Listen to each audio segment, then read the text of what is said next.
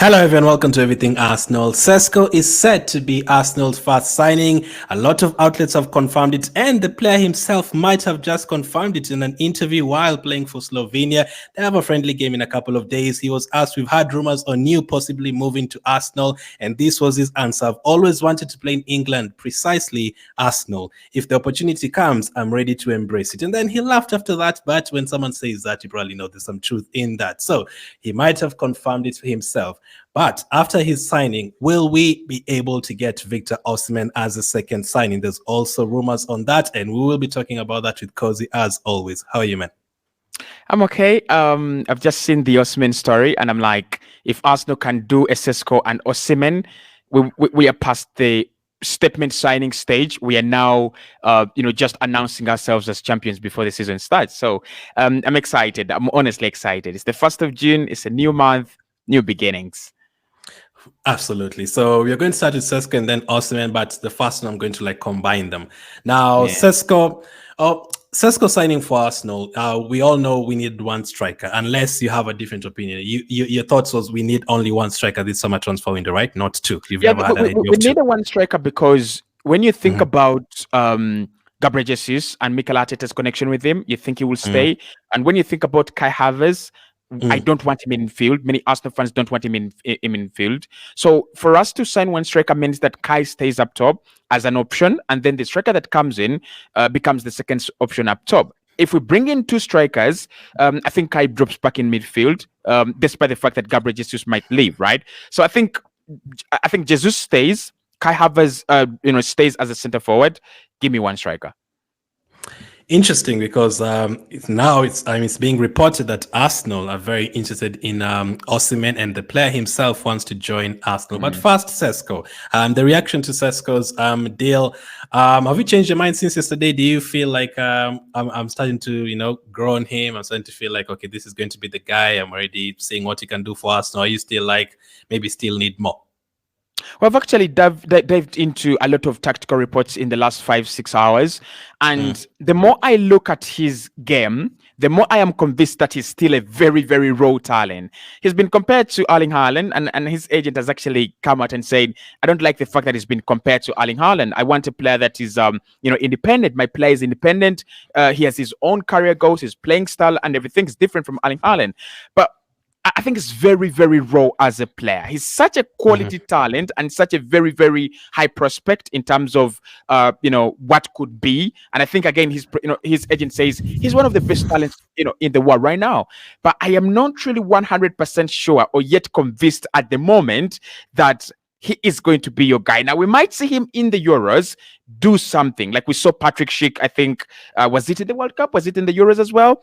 He just took the world, by storm, and ever since then, Patrick Schick has been on the transfer wish list of almost, all the mid-table clubs in the Premier League. But at the moment, I just believe in the project. I just believe in the vision of what Arsenal are trying to do. I mean, a young striker, the price tag is all right. You don't have a lot of pressure to play him. He doesn't have a lot of pressure that his career is coming to an end if he plays 20 games in a campaign. I think that is the reason, that's the motive that we have gone for. But in terms of being convinced that he's a 25 goal striker right now, a 20 goal machine right now, I really don't think so. I'm not yet there. And when you dive into more of the scout reports, you will feel he's a closer player to the Arsenal project than we had thought initially. But also, he's still very far away from the maturity we need at Arsenal Football Club at the moment, than we would have wanted at the moment. I mean, the reaction has been actually positive, more positive than expected. Yeah, very positive. I've asked a lot of fans and done a poll, and I think right now 70% said he's a great signing. The other option was underwhelming signing, or you're not really sure about it. And 70% right now have said that it's a great signing. And people have commented and said, why you guys, why Arsenal fans negative about this signing? This guy, I've seen his games and he's going to bring something to Arsenal. Question is, if Cesco steps up to that Arsenal team and then you compare him to all the other players, who do you think has the better chance of scoring 20 plus goals? If anyone had to score 20 goals, who do you think you'd choose between him and Jesus and Keti and Havertz and Martinelli and all those guys? Well, I tell you, apart from the consistency that Mikel Arteta plays Saka almost every single time, if you give them the same number of games a season, I still think our best chance in terms of getting to 20 goals quicker would be Leandro Trossard. And with Leandro Trossard, it comes with that level of experience. It comes. I want to refer to the goal he scored against Bournemouth when we beat them 3-0. Was it 4-3? I think. Yeah. That goal is a pure, I know where to put it goal. That goal is a pure goal of a player who has done it before. And it's the same as the Bayern Munich goal. It's the same as the goal against FC Porto. Those are not ordinary goals. Those are goals in positions that a player is familiar with, right? Those are runs that a player always makes because he's made them before, and he knows the ball will always arrive in that situation, and he also knows how to do it. When it comes there, like the Bayern Munich goal, another player takes a touch, and when you take a touch, I think it was Konrad Laimer who was coming, his way. You don't score that, right? If you take a touch, maybe Manuel Neuer is going to get himself in position. So for me, it would be Leandro Trossard. His finishing is top notch, but his experience is something that Arsenal have really massively, benefited from, despite the fact that, we signed him for 27 million. I think we signed him on a free. His experience is on a free. The player is 27 million, maybe, but his experience, that is a free deal. That is a bargain, of a player. So I think with Cesco, you have. I wanted to ask you, where would Cesco rank for you in terms of the forward players at Arsenal? With Cesco, I think he would be top 3. I would have Trossard up there. I would have Saka's ability to finish these days and taking penalties and playing a lot of games, and then I would have Cesco because naturally he thinks as a striker. So we'll talk about Jesus and Keti next later in this video. So you'd have Cesco ahead of Havertz, Jesus and Keti in terms of who has the better chance of getting 20 plus goals. Yeah, absolutely. Because when I think about Gabriel Jesus' goals and Edin Nketiah's goals, they are difficult goals to recreate. They don't take the opportunity to score the easy goals. Kai Havertz maybe has scored some easy ones. The Everton one, I mean, that's good positioning. Just to run in front of Martin Odegaard and then tap it in. He scored some easy goals. But when I think about a striker and how strikers think, 5 goals at the back post, 5 goals, in terms of rebounds, those are 10 cheap goals, and you always have those 10 cheap goals as a striker. If you can make that run all the time, just to check in with the goalkeeper, if he has held it tightly. On 5 occasions where the goalkeeper has not held it tightly, on 5 occasions where the goalkeeper has misjudged the ball, those are 5 goals. And then just run at the back post during a corner. Just run at the back post when a cross is being brought in or a free kick. Those are 5 easy goals just there at the back post. And then we can start thinking about, he scored some good spectacular goals. That was a good assist. That was a very good move. That was a very good solo run. That could also mount to 10 goals. That's why I put him over Kai Havertz, Edin Nketiah, and Jesus. Like Gabriel Jesus' goals, the Manchester United one, that was beautiful, but you don't score 20 of those in a single season. When I think about Gabriel Martinelli, I think the potential is really there, right? Because he gets himself in very good positions, and he's such a very cool finisher in terms of 1v1s, right? But his thinking is not of a striker. His thinking many times is of a winger who would prefer to, lay that ball across the penalty area safely, as compared to a Ben Cesco who is going to fancy himself in difficult situations, or also in very, very easy situations. So for me, Cesco is ahead.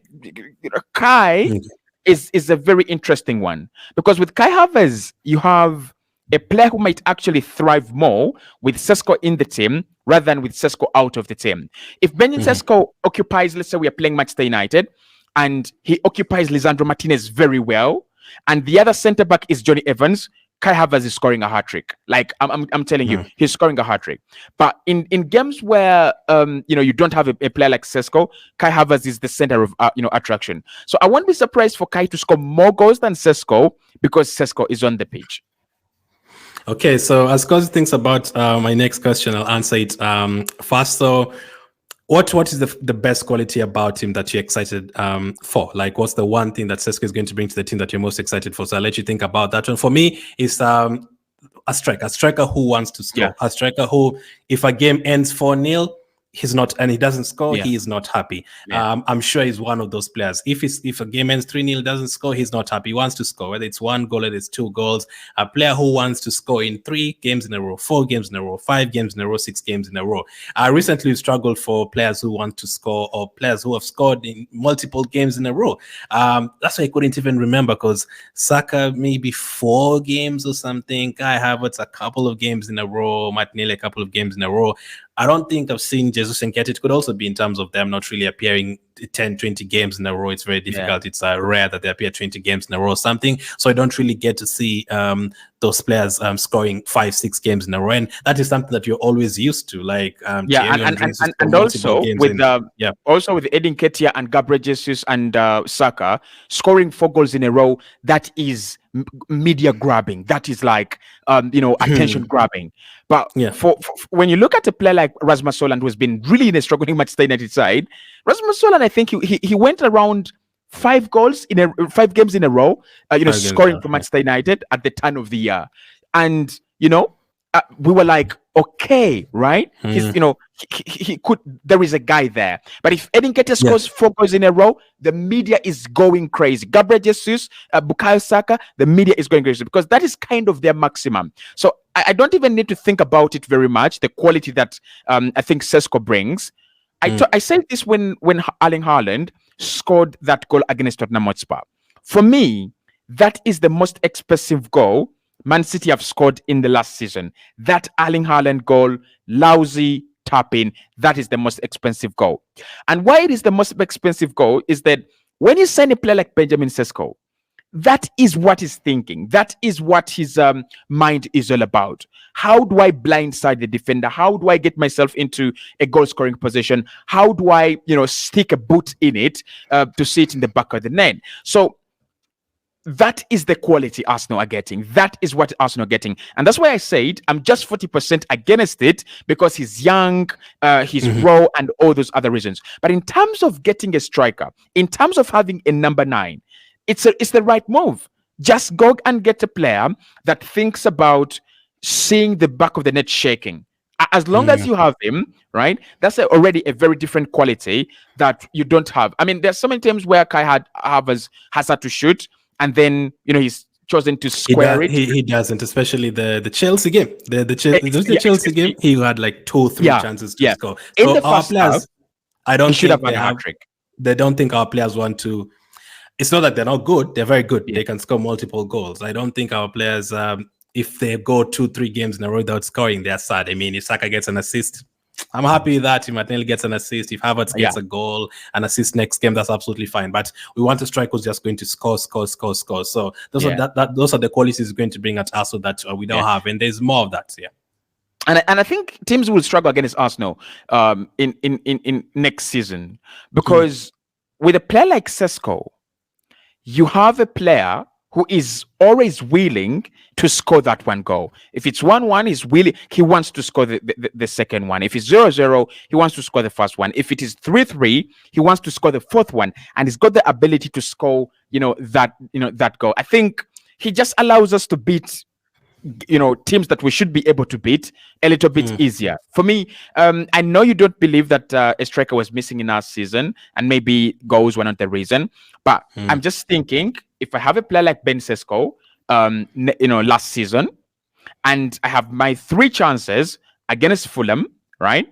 I think if he buries just one of those chances in that 2-2 draw, we are in a much better position. So I still think, he's going to allow us to beat easier teams even better. For the big teams, I think we'll have to do it collectively like we've been doing it. But the easier teams, where chances are going to be many, 2-0 up within 30 minutes, and then it's game over.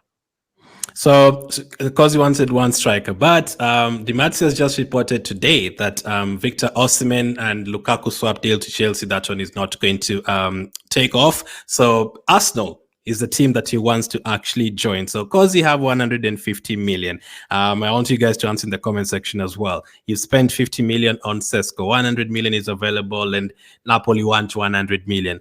Would you be willing to get two top strikers? I don't think we've had two top strikers since maybe Van Persie and Adebayo, maybe that time with Eduardo, and even then there was Van Persie was missing games with the injuries and all that. So he might have to go back to Thierry Henry and, Will Todd and Kanu and those guys who used to play together. I really had like two strikers. Yes, Aubameyang and Lacazette, we were excited to have both of them. I think the time we signed both of them, they were both in the top 5 in terms of goals the last 5 years before we signed them. So that is great. But in terms of partnerships, we'd have never really had two top strikers.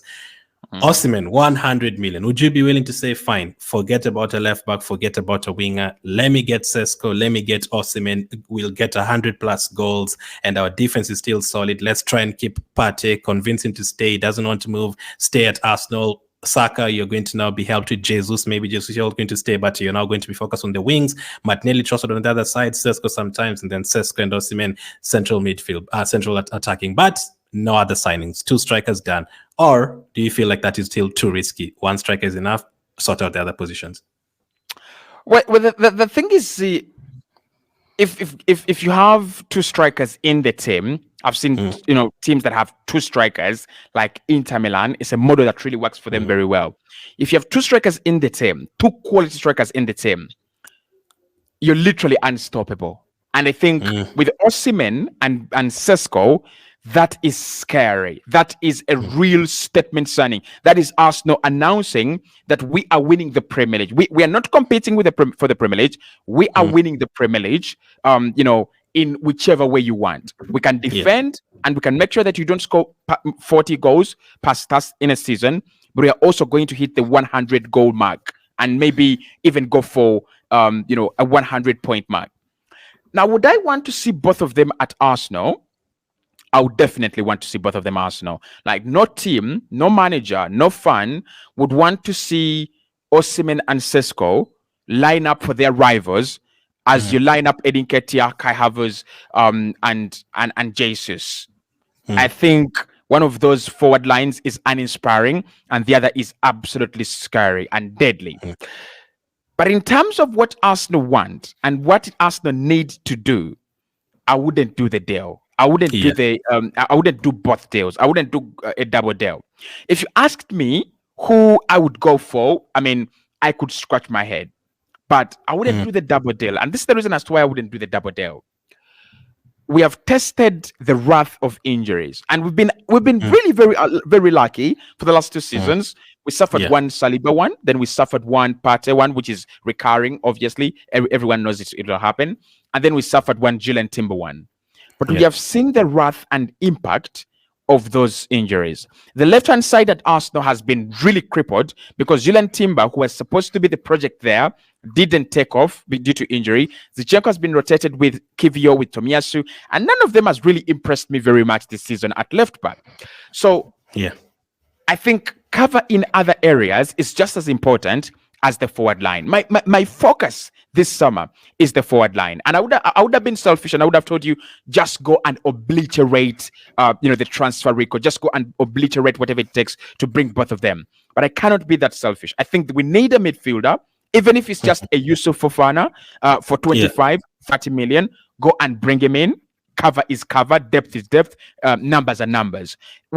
If Mikel Arteta still thinks he needs a defender, because it's not my priority. Like, it's not among my pressing priorities. I would actually go for 2 forwards, one midfielder, and 1 new goalkeeper. I think that is a good summer for Arsenal, right? But I've been sold onto the idea of going for 1 defender because reports are saying that Mikel Arteta is really big on a centre back. And almost every video we've done, we've talked about a new left back stroke centre back. But I don't think it is really pressing, right, at the moment.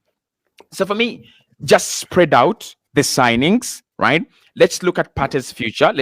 We know Partey will not play 30 games. That is guaranteed. We cannot fool ourselves for the 4th time in a row or 5th time in a row, thinking he will play. This time he will be back. It's the analogy I can give you is when you have an unfaithful partner and every single time you think they're gonna change. Every single time you think they're gonna change. I think I was wondering where you're going with that one, but okay, Cossy Goldbridge. Okay, Cossy Goldbridge, with the So analogies.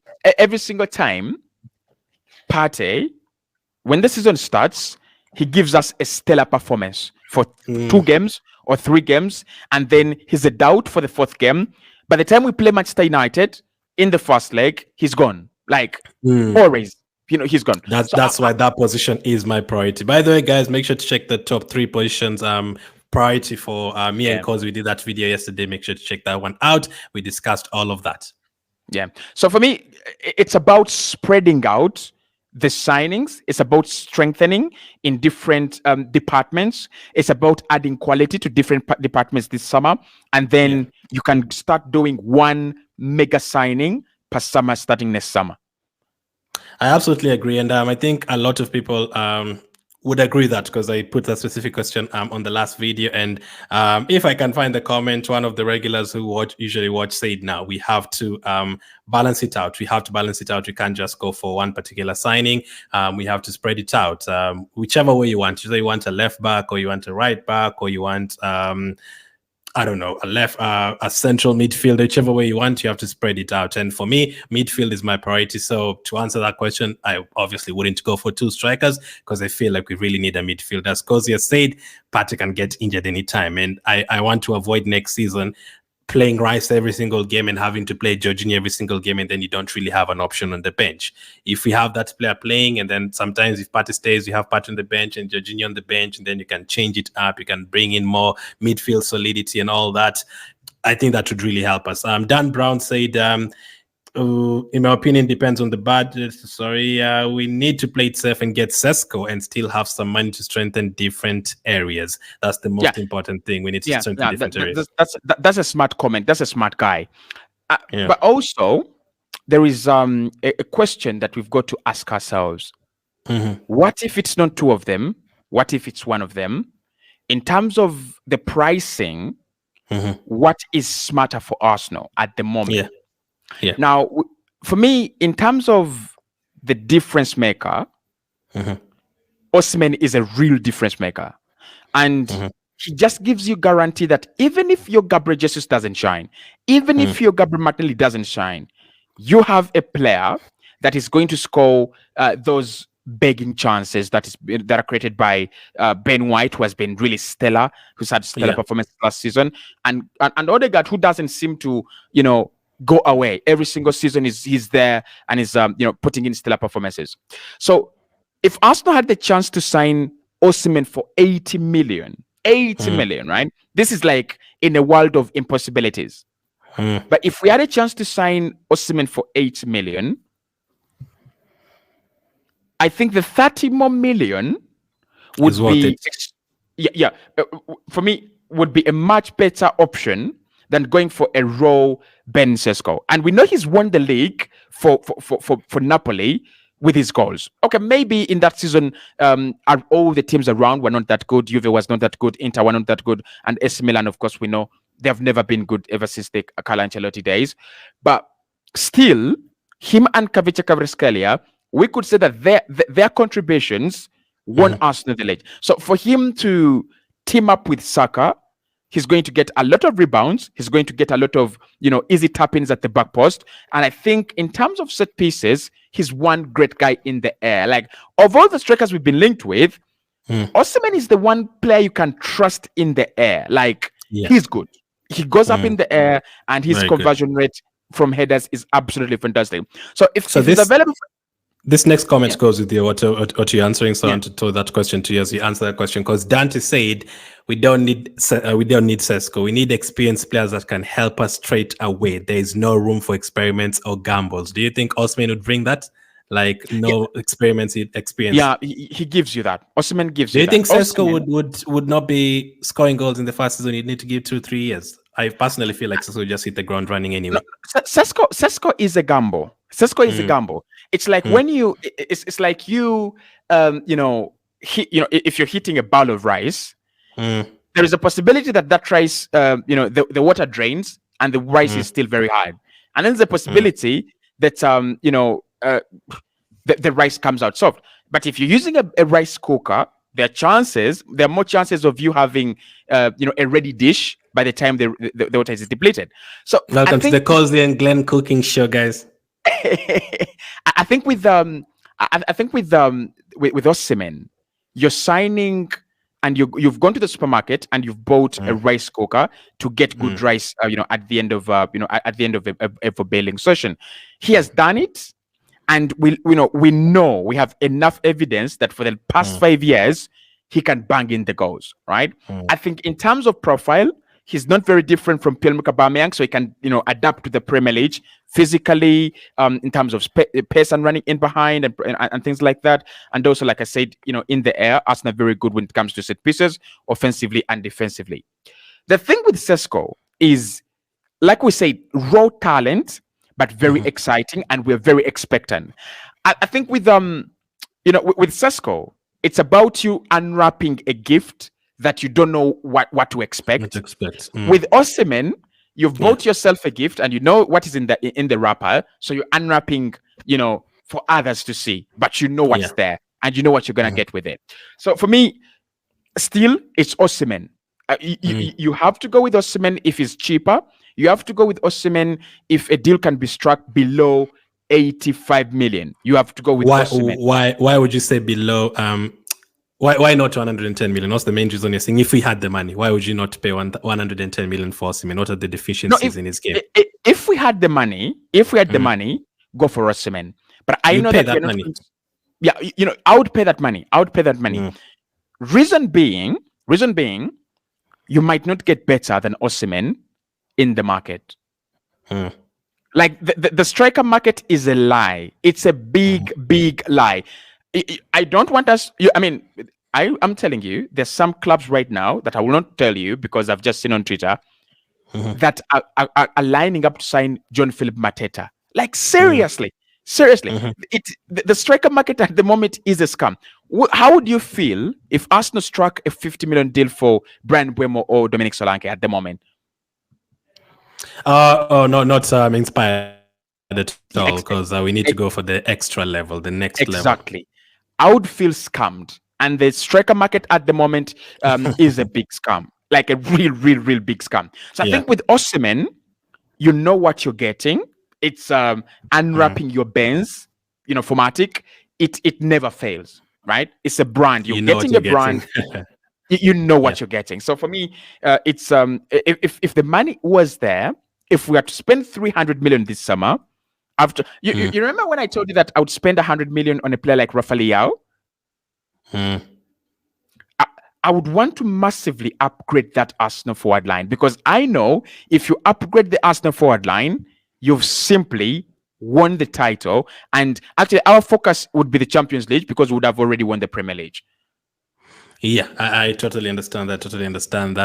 It's going to be an interesting one, man. Imagine we get both. That would be absolutely crazy. Imagine you get both and you still have change to spend elsewhere. That would be insane. But let us know in the comment section what your opinion is. Would you try and get both of them and forget about all the other positions, just two strikers, done deal? Or would you try to mix it up? And if you mix it up, which one of the two would you pick if OSIMHEN was gettable? If you had a 200 million budget, who would you get? Now, if we end up getting two, even if you end up getting one, Keti and Jesus are just watching this and they're talking about one striker, two strikers, three strikers.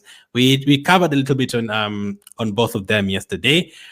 But for Jesus, there's talk today that he's being linked with a couple of moves. How much would you sell him, first of all? Or would you keep him? What are your plans? Because we are going to do a keep and sell with Cossy soon. Personally, I would definitely keep Jesus. Whether we have Cesco, whether we have both Cesco and OSIMHEN, I'd still keep Jesus because I feel like he brings something different to the team. But if Cesco comes in and maybe get another forward player, as you've said, maybe another left wing or something, would you be telling Jesus, no, we need to let you go? And how much would you be asking for him? For me, with Gabriel Jesus, at 265k a week, you cannot be the backup. You cannot be the player that the team doesn't trust. You cannot be the player that when others fail, we might turn to you. You must be the spearhead. You must spearhead the progress of the project, like he did when he had just come in. Now, does he still have a clear position in this Arsenal side? Just tell me yes or no. No. No. And similar to Thomas Partey, the thing with Thomas Partey that differentiates him from Jesus is Partey does what many don't do, not only in Arsenal but also outside Arsenal. The bit of bad luck with Gabriel Jesus is that there is a guy who has come in and he has done the job, and he has found it difficult to unsettle any of the other players in the positions where he can play. You've not been better than Trossard, and you're certainly not better than Saka, who is one of the best in the not only in the Premier League but also in the world in his position. So it means that either Arsenal have to find a way of looking for minutes for you at 265k a week. We cannot afford that. I don't think that is the role of Ethan Nwaneri, right? That is the role of a player like Desire Doué if he signs in from Rennes for 20 million. That is the role of Michael Olise. That is what we would have to Michael Olise do. Not you, Gabriel Jesus, not a Gabriel Jesus. Now, he is a very good asset, but he's not had a good season.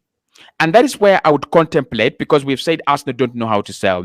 And one of the reasons why we don't sell well is, for example, like a Gabriel Jesus. If you want to sell him, and if you want to really sell well, he needs to have a consistent run of games and a consistent season. So I would keep him for one more season. No questions there. I would not sell this summer, because how much are we really going to get? Yes, the valuation is up, but I don't think if he scored 15 goals, in all competitions next season, Carabao Cup, we find ways of playing him, in a couple of games, and he has these stellar performances.